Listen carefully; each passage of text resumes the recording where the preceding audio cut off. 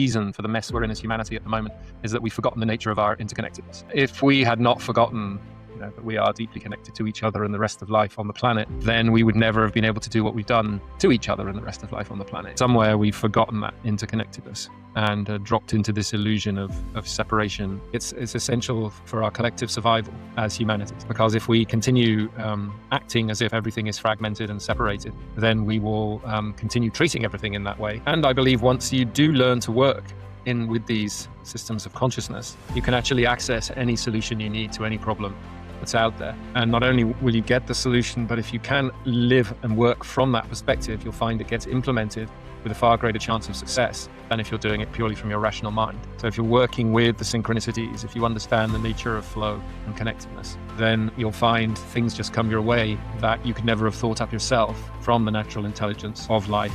When you recognize that you're connected to everything else around you, then you, first of all, don't feel so lonely. If you can have that experience of actually being embedded in a bigger web of life that is evolving moment to moment towards greater complexity, yet greater interconnectedness at the same time, then it puts some meaning back into life. But once you accept there is more of us than just the physical piece, then death becomes less scary. Then it's just, this is just one incarnation, there's this one phase, and then you let go of the physical body, but you come into your you return into your subtle body, as it were, and then that is likely to come around again. And behind, I think, a lot of our fundamental fears is this basic fear of death. I believe it's an evolutionary imperative for humanity at the moment, because it is what will get us through this phase and take us out the other side, where we actually remember ourselves and who we are in the context of life on this planet and possibly beyond. Sure. Well, yeah, it's a good question, though, because there is some confusion often around consciousness as a term. It can be used to mean, being conscious of. So it can be used to mean awareness. How expansive is your consciousness, right? How much of reality you're able to take in.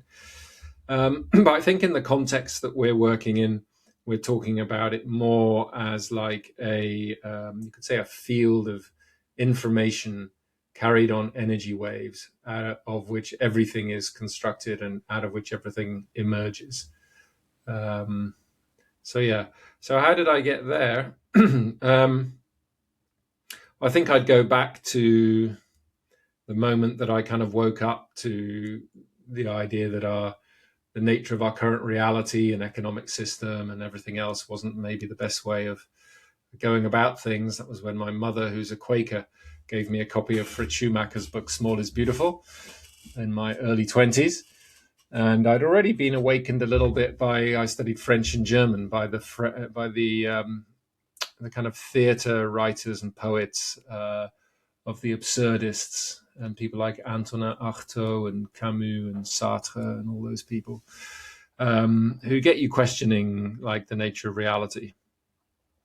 And I spent many, many years kind of more in the activist movement, trying to create a more sustainable society. Went into, when I moved over here to the Netherlands from the UK, got into kind of organizational development and things, wanted to really understand the corporate sector. So successfully found out how to create change in the corporate world using an integral approach. So inspired by and informed by Ken Wilber's work, particularly spiral dynamics, which is an understanding of developmental levels that we go through individually and collectively. And then, I founded a number of organizations over the years. A very experimental one here in the Netherlands we called the Center for Human Emergence, that was really an attempt to work out what it would mean to run an organization from a conscious, integral perspective, and then turn that into offerings for clients and things. As you say, wrote a few books along the way. And I got to the conclusion at some point that the key reason for the mess we're in as humanity at the moment is that we've forgotten the nature of our interconnectedness. That if we had not forgotten, that we are deeply connected to each other and the rest of life on the planet, then we would never have been able to do what we've done to each other and the rest of life on the planet. It would just not have added up, would not have been logical. But somewhere we've forgotten that interconnectedness and dropped into this illusion of separation and a kind of worldview and society built essentially on fragmentation. And so when I was studying for my PhD, I came across a lot of the work of people like Rupert Sheldrake and Lynn McTaggart and all of that, and exploring all the consciousness stuff, which made sense to me. And then I came across, but I'm always looking to try to apply ideas. I'm not satisfied with just the idea. I think that's my other side of my parental lineage, which is my father, who's a mechanical engineer and a Royal Navy officer. And so my mother gave me the idealism, and my father gave me the, okay, you got to do something with this. And that was when I came across a 4-year vocational training here in the Netherlands called Eco-Intention. That was a training to be able to work with the energetic architecture of large-scale systems like organizations and pieces of land. And it just works. It's a bit like Reiki on individuals, but then applied to organizations and natural environments and things. And that just, it just worked. And I was that's what pushed me into my PhD. Was I was like, oh, well, this stuff clearly works, but we don't seem to have a philosophy or a cosmology that really enables us to understand and explain why it works. So that PhD became evolution theory, which was my kind of answer to that question I set myself. And in that whole process, I think it was originally in Lynn McTaggart's book, The Field, I came across the work of the Princeton Engineering Anomalies Research Lab, and discovered that there was 28 years of research done at Princeton University that seemed to be demonstrating, well, you could even say beyond statistical doubt, given that it was nearly 1 in a billion that what they found was chance at the end of their research, that our inner state seems to affect these random event generators. So this is technology, in the world around us. And I was very intrigued by that. And I managed to, in the early days, they'd set up a little business to make some of the technology available to the general public. So I managed to get hold of some of that, and including the first mind lamp they created, which was a kind of lamp designed to be responsive to your intention. But they stopped trading a number of years ago, which was a shame. But when I was talking with Brenda Dunn one day, who was the psychologist at the Princeton Engineering Anomalies Research Lab, which the PEAR Lab, PEAR, which shut down in 2007, and we'd stayed in touch. We got on to talking about the equipment and everything, and she said, oh, it's all here in storage in Princeton, gathering dust and not doing anything and costing us money. Can you do anything with it? And that was one of those kind of moments of fate, as it were. And I just got an image of all of the Princeton equipment being on this displayed and available to the general public on location at a place called Broughton Sanctuary in the north of England, where I was helping the founders to, the current stewards, it's been in their family for 1,000 years, to turn the estate into a transformative retreat center. And I just saw an image of all the stuff there. And so I talked to Roger Tempest and his partner, Paris, and they loved the idea, and Brenda liked the idea. So to cut a long story short, we shipped the whole Princeton lab across the Atlantic, established what we call Weird Experience, WYRD, which is the original Anglo-Saxon term for the interconnected web that generates all life before it became corrupted to mean strange. And it's now there. So at this location on the Broughton Sanctuary, you can go in and experience your mind interacting with the mechanical technology that's there influencing that, and the digital technology driven by these random event generators. So that's what kind of got me to this point of through a whole bunch of synchronicities, really, of a way to provide experiences for people that remind them of that interconnectedness.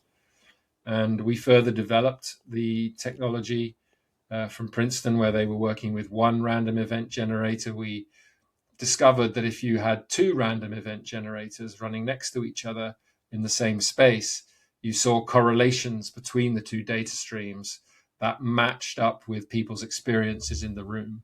So, for example, if you have a ritual You see very clearly in the data the start of the ritual, the key moments in the ritual, the end of the ritual, kind of structured in what should be, according to materialist science, just purely random data.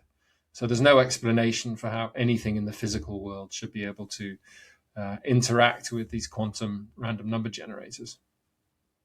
So that led to us developing the Weirdoscope, which is a research device that you can just put in a room and it will reflect back to you what is going on in that system of consciousness in the room at the time. You can analyze it afterwards. You can see, okay, this is when we did this. Look, here's a big structure in the data. So it's showing how somehow coherence comes into the random data that correlates with people having a strong collective or individual inner experience. And there's a number of universities using that now. Harvard Medical School recently took it to an event with Sadhguru, and they saw the moment that Sadhguru comes into the room, you see a big peak in the data. So that was a nice kind of affirmation. And then we created another piece of technology because I wanted to get as many people as possible having these experiences, called the Weird Light. This is one of the weird lights here. There are many different shapes and sizes. But they're basically, the brightness of the light is correlated with the size of the anomaly. So you could say the more impact there is on the field, the more synchronicity or coherence, the brighter the light gets. And then some special effects from when it gets particularly high. And then we have the colors correlated with certain data structures. So, so that's kind of where we are now. We do a science and consciousness event every year where we bring together the scientists and the researchers and the people actually having these consciousness experiences. We're just putting the final touches on a server that will stream the data to the back end of games and websites and apps to make them consciousness interactive. And we have plans for like a weird toys, so that kids can actually grow up with these toys that are responding to their inner states and intentions. Imagine a little hedgehog scuttling around the table and you can pull it towards you or push it away from you. It's kind of Jedi stuff, really, but it's Very real. cool. Yeah. Yeah. So that's kind of where we are now. Yeah, and what I appreciate what you said, Peter, is I always start off with the definition of consciousness because this for me is always understanding and answering that fundamental question, right? Who are we? And I feel like the technologies that you've described, right, based on the Peer Lab and with the weird technologies, and that's a fun fact, I guess. You said that weird is actually it's defined as an interconnected web or of life, not the weird as being strange or peculiar that we use in our dictionary talking points nowadays. But I want to kind of hone in onto more of the interconnected piece a little bit, because I know that's a strong philosophy and mission part of your work, and you've seen it right in working in more social activism in large companies and things like that. Why is understanding our fundamental yet almost, it seems like, invisible interconnectedness is so important for the average person, right? Because for the average person that doesn't maybe meditate, that doesn't do any energy work, that's not as sensitive to how their consciousness seems to be interacting with reality. Why is that so important for these average people? I say average, but people that are not awakened or aware yet. Why is it so important to understand this seemingly fundamental interconnectedness between all of us? Well, first of all, I'd say it's essential for our collective survival as humanity. So that's in the interests of all. Because if we continue acting as if everything is fragmented and separated, then we will continue treating everything in that way. And, that's, I believe, at the source of our current problems. So there is a kind of survival issue there. and I believe once you do learn to work with these systems of consciousness, you can actually access any solution you need to any problem that's out there. And not only will you get the solution, but if you can live and work from that perspective, you'll find it gets implemented with a far greater chance of success than if you're doing it purely from your rational mind. So if you're working with the synchronicities, if you understand the nature of flow and connectedness, then you'll find things just come your way that you could never have thought up yourself from the natural intelligence of life that will that will enable you to implement these solutions in ways that have the greatest chances of success. So that's the kind of meta level, really. I think this is the tipping point that we're on right now. Breakdown and breakthrough. I think that the breakdown is the end of the materialist paradigm and the industrial rational mindset that has driven humanity for the last few hundred years. And we're now on that threshold of, well, we're seeing a lot of that breakdown, but we're also seeing an enormous amount of breakthrough as the new starts to emerge. For the individual, in terms of their experience, I believe when you recognize that you're connected to everything else around you, then you first of all don't feel so lonely, and are unlikely to feel as depressed as you might if you thought, wow, what's the meaning of all of this? Here am I just on my own, doing my thing. But if you can have that experience of actually being embedded in a bigger web of life that is evolving moment to moment towards greater complexity yet greater interconnectedness at the same time, then it puts some meaning back into life, and it helps you feel more at home, I'd say.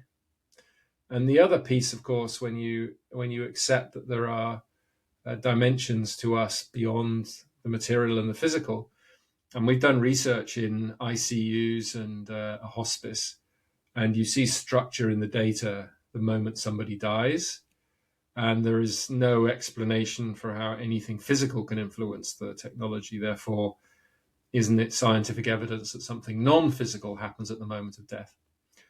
Let alone all of the near-death experience, research and everything else. But once you get into this world and you accept there is more of us than just the physical piece, then death becomes less scary. Then this is just one incarnation. This is just one phase. And then, you let go of the physical body, but you come into you return into your subtle body, as it were. And then that is likely to come around again. And behind, I think, a lot of our fundamental fears is this basic fear of death.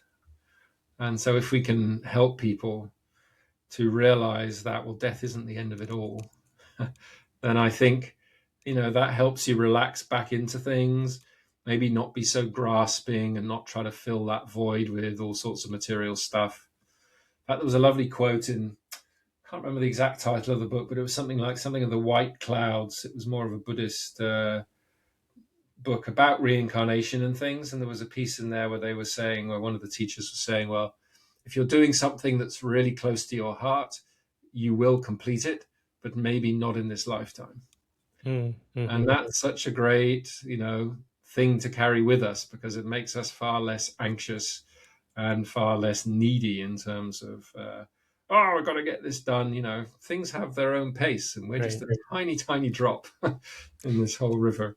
Speaking of interconnectedness amongst, humans and being alive right now on this present day timeline, right? If we extrapolate that and zoom out, right, the interconnectedness of maybe past lives and future lives, right, that has been much more, I feel like nowadays, studying near-death experiences of what you mentioned in ICUs with your technologies and seeing those spikes, right? So there's something going on, right? We don't have a gold standard way of visualizing maybe the soul leaving the body and going somewhere. But these are cues, right? Or signals, as I like to say, and pointing to a direction where, like you've mentioned, the problem of the rational mind or the logical mind can only take you so far and I had Dr. Ian McGilchrist, who speaks about the left brain and the right brain, and how um, tuning back to that right brain, the intuitive side, right, the side that can see these patterns and integrate these different definitions for not only more meaning and purpose, but also wisdom, right? Because wisdom is a very tricky word in itself to define. It adds a whole more context to the whole human experience. And I'd love to dive deep into those two instruments that you've mentioned for the audience, right? Because I find that it's such a beautiful way of, again, integrating this back into this again, very materialistic physicalist world, but it adds meaning and purpose. So you mentioned the Weirdoscope, which is basically a like two independent random number generators, and they're looking at correlations between these two streams, and they reflect collective field coherence, right? And you mentioned when Sadhguru walks into the room, it suddenly spikes. And I have a funny story. I haven't seen Sadhguru, but I have really close colleagues that have been to his events, and they do energy work, they meditate. They notice when he walks into the room, you just feel his field, you feel his aura, the room shifts, the energy shifts. People start crying from bliss, and to the average rational person is like, oh, these people are in a weird cult or something, right? It's almost too good to believe. So can we start off diving a little bit deeper into the Weirdoscope? And you mentioned the ICU and hospice settings, and can we learn more of how does this device seem to color consciousness, affecting sort of physical systems, matter, and our experiences as humans? Yeah, so I mean, this is a Weirdoscope. It's inside of this are two random event generators, true RNG Pros, and a Raspberry Pi, battery and battery hat, so you can charge it and it can sit for about 6 hours kind of on its own, or you can have it plugged in. And this button here enables you, if something interesting happens, we call it the event button. You just press the button, it will stamp an event into the data stream. So when you look back, you can see, oh, that was obviously a significant moment. And you could make a note of like what happened at that time. Or you could use the mic button. So this comes with a wireless Bluetooth mic that you can attach to your lapel, and you can comment on what's happening. So as things are going, so in the data stream, you'll see the audio file, and you'll be able to hear yourself describing what was going on, while you're looking at the data. So it's, basically what we're looking at are correlations between two random data streams. And in the single REG technology at Princeton, and that they have continued to use at, for example, Global Consciousness Project and things, basically what you're looking at is the deviation from randomness. So what's the statistical significance of a deviation from randomness? And that, that got good data, and we're able to see patterns there. When you've got the two REGs, you start to see different channels within the data. So, for example, if you've got two data streams, they could be sticking together like this, or they could be mirroring each other, or they could be becoming statistically significant at the same time, all of which adds layers of statistical significance to the data. So at the moment, we think we're picking up about 30 to 40% of events that are happening in the space, as it were. And we think the original single REG was around about 10% or so. So we're seeing a lot more. And the other interesting thing about that, and we can come to that maybe later, is that when you have these different channels, you start to see patterns around how the channels relate to each other, so actual structure in the data, that seem to be reflecting more qualia in the data than just size of anomaly. So, for example, the Tantra ritual, where a lot of the original research was done, you can see over the years a similar pattern in the data. So it's like, is that the energetic fingerprint of that ancient Indian ritual in the field? Might be the equivalent of Sheldrake's morphogenetic fields. Likewise, we've just started to see, and this is still pending proper research, but patterns that seem to reflect states of consciousness, so waking, dreaming, deep sleep, non-dual states. And we've just received funding to do research to see if we can identify the patterns of emotions within the data. So this takes the consciousness research to a whole new level, because we're starting to look for qualities within the data rather than just how big is the anomaly and therefore how big is the effect on the field. We're starting to see how do different aspects of our experience show up in the consciousness data, and that's a whole new domain that's very exciting.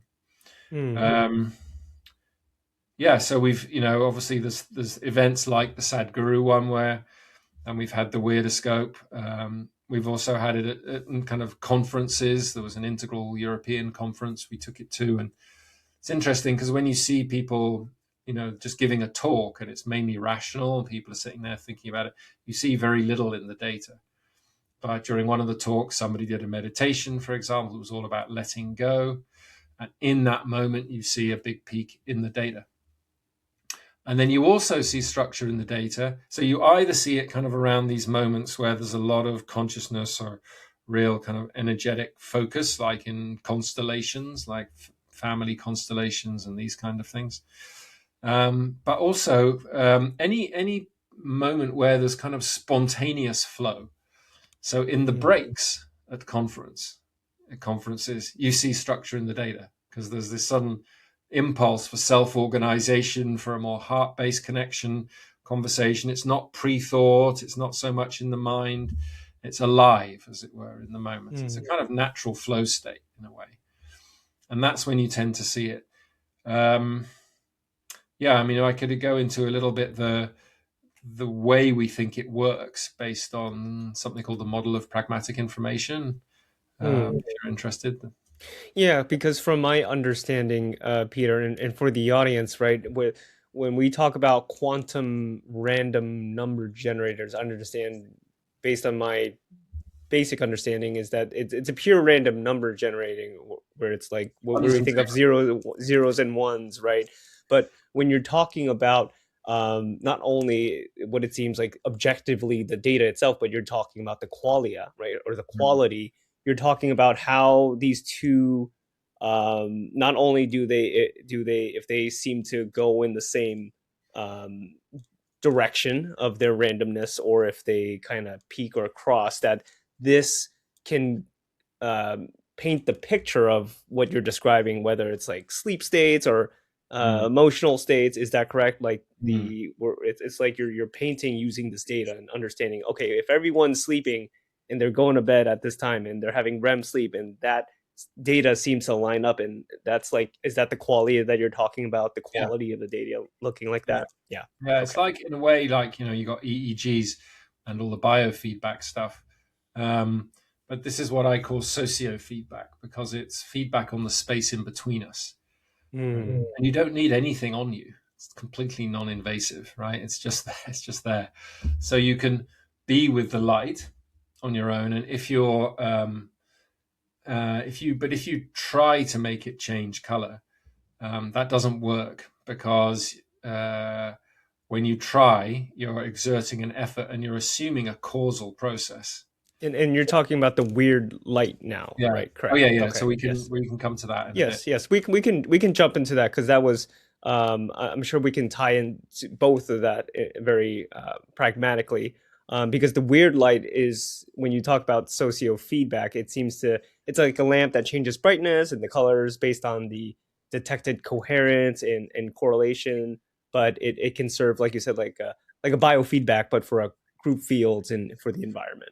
Yeah, for a group or for an individual. I mean, the way it responds, if you're sitting with it as an individual, it's really when you kind of, on all of this comes back to entanglement.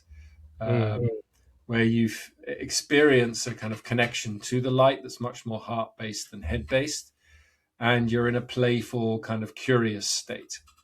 That's when it starts to respond. But if you sit there trying hard to make it change, then the problem is you've created an I and an it. So there's already a separation, and you've created a causal process, like I'm going to change it. And it doesn't work in that way. It's like when you entangle it, it's like a mirror. It reflects back your state, or it reflects back what's going on in the moment. And I'm curious, Peter, how is this different from other studies in the past where people try to nudge, let's say, random number generators one direction or another direction? But now you're saying seems like for the weird light, the harder you try to control it, the less it responds. So can you kind of explain that difference? That's the same with the original or REG kind of nudging experiments, as it were. And it's been made explicit in a number of books and research around it. And what they found at Princeton was that it was the combination of intention, where you're setting a direction, as it were. Let's say they had the classic pair experiment was a line wiggling across the middle of the screen, and you try to make it go up or down. And up was equivalent to, say, ones, and down was equivalent to, say, more zeros. And you try to get it outside a curve of statistical significance. And they found that men were better at making the line move up or down the screen in the direction they wanted, but with smaller effects. And they found women were better at getting bigger effects, but not always in the direction they wanted. And the way they explained that is they said, well, intention, this was Brenda's theory anyway, when I talked to her about it. Intention is like the archetypal masculine, and it's intention that sends the information from the mind. But it's attention from the heart that amplifies the size of the effect.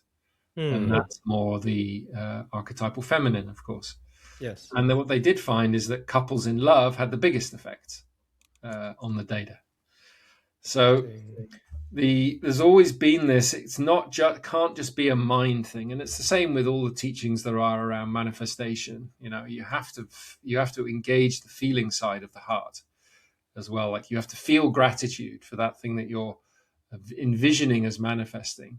You have to feel gratitude for it being there, like imagining that it's there now. And then you've got to completely let go of your attachment to it.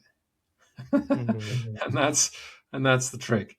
So it's never really worked when you're just trying really hard. There's always got to be a playful kind of curiosity around it and a non-attachment to the outcome.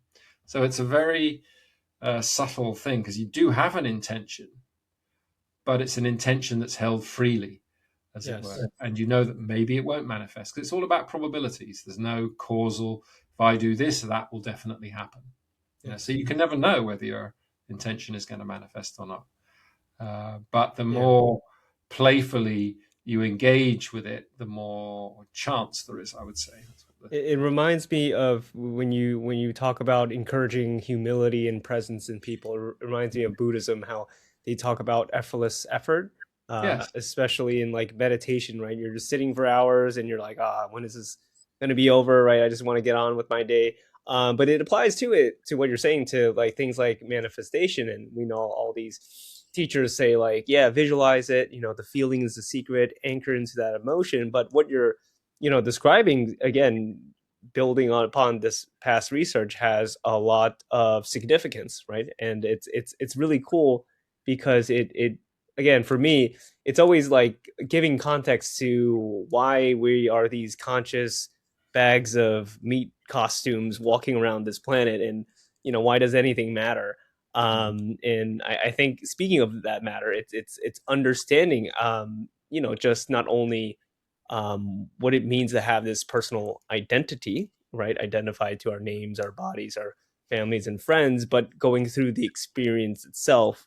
And through the experience, you gain this wisdom where like, the thing that I thought wasn't actually the thing that I wanted to get to, right? It's like not the destination, but the journey itself.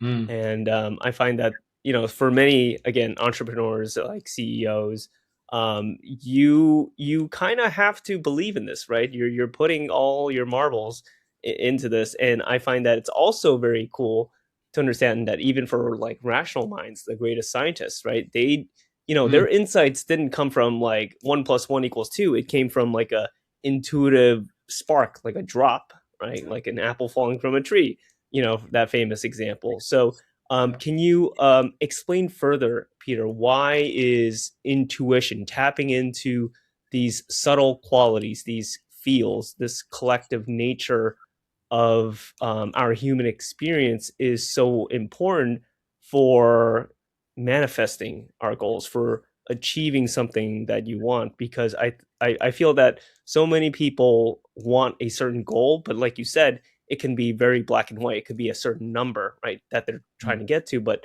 they don't necessarily get to it because they might be like pushing or, just forcing their way up without that presence and humility that you encourage. Yeah, or it might not just be the right thing to happen. Mm. That's the other thing, right? There's a lot of other things pulling on whatever it is we want to manifest. There's a bigger picture. It's not just me, I want this, but that thing sits in a context of all sorts of other stuff going on. So most of which we don't know about. Mm. Yeah, I do, and I use a lot of this in leadership stuff. So the leading from the field is a set of 12 principles. It's really about how you lead when you accept that whatever it is that you're leading has an information field, has a consciousness field to it, and that you, as the steward of that, influence it and influence the probability of various things manifesting. And this isn't just like, this is becoming more and more acceptable. Obviously, you sometimes have to reframe the language. So I've done leadership. I'm in the middle of leadership training through the World Bank and top people in the healthcare sectors across global South countries. And you can frame it in different ways.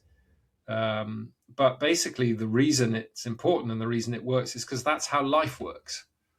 And if we can lead in the way life works, we're much more likely to be in tune with the way things go. And therefore, there's more likelihood that what we're doing is going to be successful and manifest. Things don't organize themselves in a purely linear, kind of fragmented way. And we know that you can have an idea of what you want to achieve in a few years' time, but by the time you've taken the next step, reality has changed. So Mm. the insight that you got back then is now out of date already. And then you Mm. spend the rest of your time trying to force reality to fit your vision of how you think it should be, and that just generates loads of stress. So it's much more about how to be continually present as a leader to what's true now, and how to know when to take the next step, and then release your attachment to the result of that next step and pay attention to the feedback you get after you've taken it. Mm. And that's all. It's like act, sense, act, sense, act, sense. And it's a massive relief and release when we realize that's the most effective form of leadership, rather than us having to think it all up ourselves and have a massive plan and a massive strategy, you know. And you find that when you do it that way, that life co-creates with you. So stuff comes your way, you get insights that you wouldn't have thought of yourself. Things come across your path you could never have orchestrated consciously, because that's just the nature of reality, right? Everything is subtly interconnected. And when you Mm. have an intention and it's held with grace, then things just kind of weave themselves together. Not always in the way that you want, because as I say, there's lots of other things pulling on it. Um, and so it's about always checking in around the intention that you have, and is that still appropriate? Or maybe the way it's turning out now is actually way better than you thought of, a year ago or Mm. something. So it's about that presence and that curiosity. And I believe that, given the situation we're in collectively, that when we learn to lead in that way, we will find that we are, first of all, creating things that are far more sustainable at many levels, in terms of they're more likely to last, they're more likely to have a positive impact, because the rest of life is part of the solution. Right? It's part of the process of manifesting it. And if we source from our rational mind, we are sourcing from fragmentation. I mean, that's the nature of the rational mind. It splits, very useful in some ways, analytical in that sense. But then we're only sourcing from like a small part of the picture. If we source from wholeness, then we're sourcing from a place where it's interconnected to everything else. Therefore, you're getting that information. And therefore, what you bring into the world is not something that's separate from everything else, but is connected to everything else, which means it's far more likely to succeed in that way.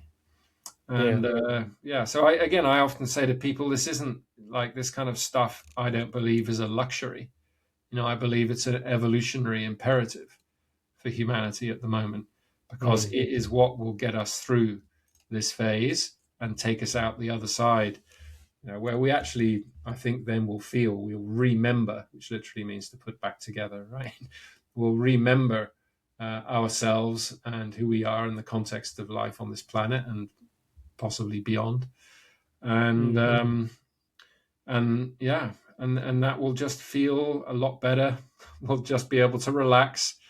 We won't have to all this striving. Basically, the striving and the effort is fighting against the natural direction of life, the natural intelligence. And so the moment that I ever feel it's pushing and it's not working, it's the time to back off, and go, well, maybe that's not the right direction right now. And I don't need to know why.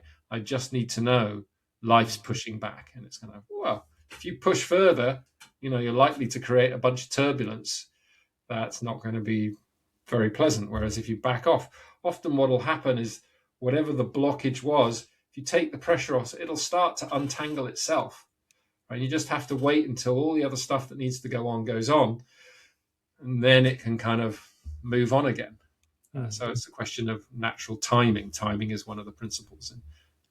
I love what you described, because I find that in context to, when you're talking about the rational mind and going back to that act, sense, act, and which I think is a framework by Margaret Wheatley, correct? I think you've That's mentioned who I that. heard it first from. Yeah. Yes. I know you've mentioned that before, but I find that so profound, because we from the left brain is just act, maybe sense like 0.01% of the time, and forget about that sensing part, right? Forget about that part that requires trust in presence.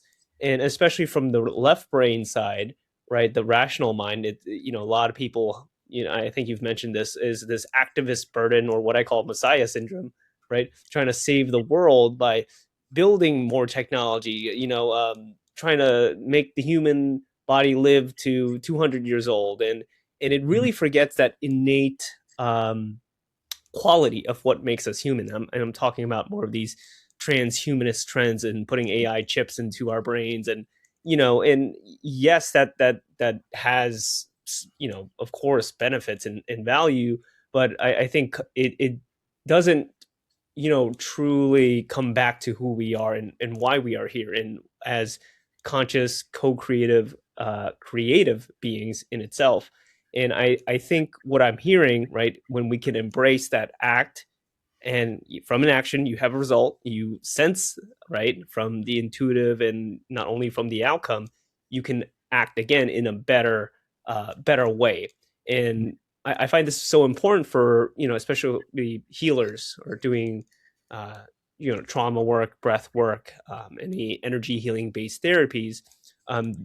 Intuition, again, it requires this embodiment, at least when I feel as an acupuncturist, right? It is not something that, falls from the sky and like I see a grand vision. It's something that usually is a nudge, right? That pulls me in a certain direction. And it's also not this disassociation as well.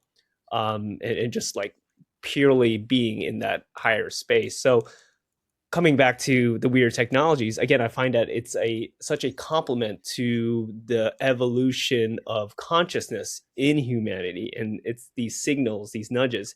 And I think you've mentioned that there are very practical applications of the Weirdoscope or the Weirdolite to everyday interactions that happens on the family level, business level. Can you describe sort of that practical vision of yours in incorporating these technologies for understanding more of our human consciousness and interconnectedness?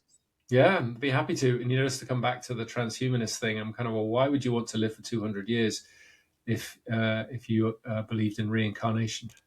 It's like, it's done, it's done. Next cycle, right? Yeah. And so that's all driven by fear, right? It's all driven by the fear of death. Exactly.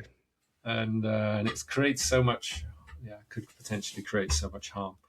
But like you say, it's not really honoring who we are fundamentally. Yeah, yes. Well, I believe for the Weirdoscope, obviously, that can be used as a research technology where if you have certain practices, let's say you do a retreat like Monroe Institute, for example, they're using the Weirdoscope to evaluate their gateway program. So they have it running during the gateway program, and then they'll see which parts of the program do they get the greatest coherence in the field. And for those that don't understand the gateway program, Peter, do you mind sharing with the audience what that is? Yeah, it's like I think it's the oldest program that Monroe Institute run, and it's really enabling you to become more conscious of your inner state and also potentially to learn how to, in a conscious way, go out of your body as well. So to give you some more of those kind of the experiences of your expanded and extended self, really. I think it's like a 5-day program. They have it online now as well, so you can do it online as well as in person. But they're interested in seeing, what happens during the program, and is it different per physical location? Is it different per facilitator? Then you could try things out. What happens if we insert this bit? Well, that seems a bit flat, there, and participants don't seem to be resonating. Let's try something else. Oh, there we get a bit of kind of structure there. We get something going on. So you can use it as a research and development device for experiences. The technology that's inside of it, you could use to drive lighting systems at concerts or gigs or anywhere where you want the kind of sound light experience to actually reflect the field of the people who are there rather than just the music, let's say. And then we've had, for example, we had some funding from the Society for Psychical Research to work with a medium and to see whether, there's correlations in the data to the medium's experiences. And it turns out when she does connect with the entity, you do see like structure in the data, which for her was great because it was like some kind of external affirmation of what she was experiencing. And it's like, I'm not just making this stuff up, but here it is in the data. And she also ran it while they were doing some healing sessions, and you could see very clearly the start of the healing, the healing going on in the data, and then the end of it. So it's that, it's to start with, it's in a way it's a check to see whether what has what kind of effect in terms of size. But as we get into the qualia, you're going to be able to see what kind of effect in terms of quality do our different activities have in the field. So it's, as a research device, we'll soon have a version of the software out where you can actually see the data live during your event. So you can see how the field is responding during the event. For the light, as a feedback device, at an individual level, I know people who are meditating will kind of sit with it. And somebody used to work with a candle, the flame, and now they work with the light because they find it a lot more responsive. You can see, if I shift this in my inner state, how does that respond to the light? Does it get brighter? Does it dim down? Is there a certain color that it activates in the structure? You can also, afterwards, if you want, you can also extract the data from the light as well and analyze it in the software suite and, correlate it with different timestamps and what you were doing when. In terms of collectives, it can be like a mirror back to the experience people are having. So we created a custom weird light at the Psy Games out in Virginia last year, which was like it's a kind of Olympics of psi powers, as it were, in the audience. We had a big their logo is a phoenix, and we had in the corner we built a big phoenix light. And when the kind of crowd cohered or felt something strong together, the light would kind of glow, and people would notice it, and it was a kind of affirmation of the experience they were having collectively. But it's also psychoactive because they're like, wow, hang on, this light is responding to our experience and I can feel it here.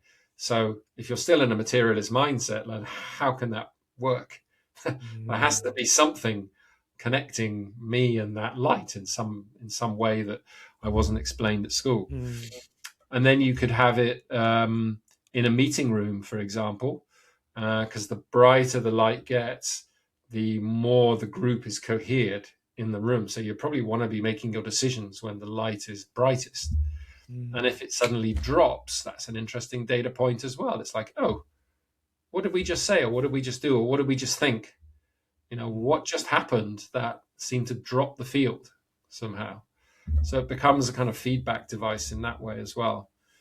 But I think I think basically people are going to find all sorts of different ways to be able to use the technology. I mean, we have it fundamentally. It can come down to a software solution. So we call it Weird Within.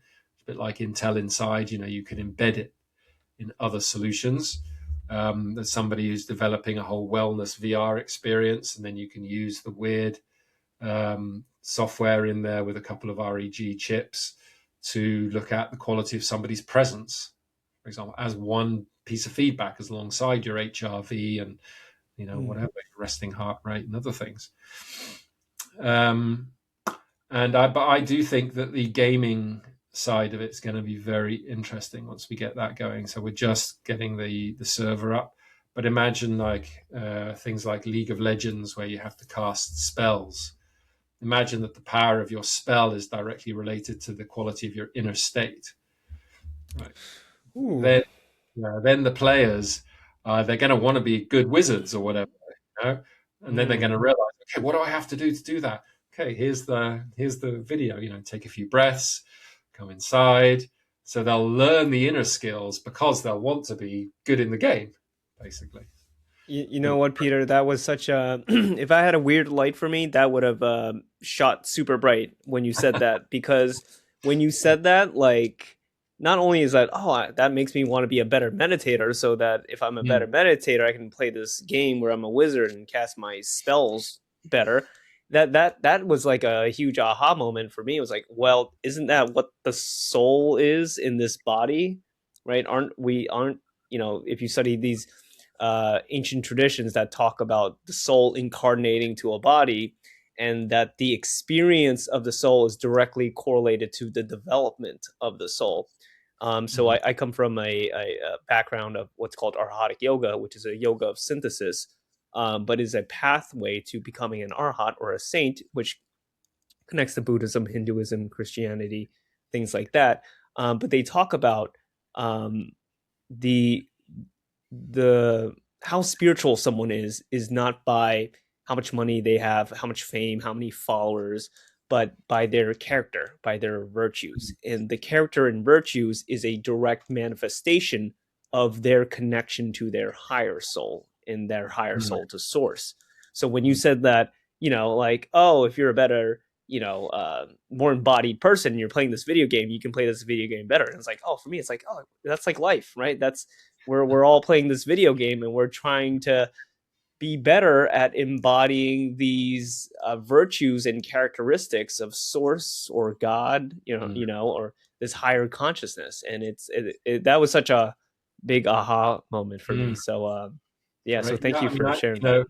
I think that's so important because there are all these skills that you can develop, or the siddhis, right? Like the ability to remote view, the ability to be telepathic, or psychokinesis, or mind sight, read blindfolded and all of that kind of thing. But for me, it's fundamentally about what you said, which is the virtues. It's when we get ourselves into a certain space, the magic happens naturally, right? And then there's no trying, and there's no having to do. So the skills are cool, okay, and they can be useful in some context, but they're not really what it's about. and you need, the more you actually have the virtues, that quality of being, the more those skills just integrate in your life. So when you need to know something, it pops in. If you need to be able to get a peek into the future, you see it, but you don't sit down and go, now I'm going to do my remote viewing, or you don't kind of go, okay, now I'm going to try to influence that thing.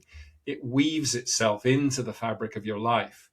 And that's when we become, real co-creators again, and we re-enchant our worlds, and it's been so disenchanted through the materialist paradigm in particular, that I think bringing the magic and the joy, because it's all possible.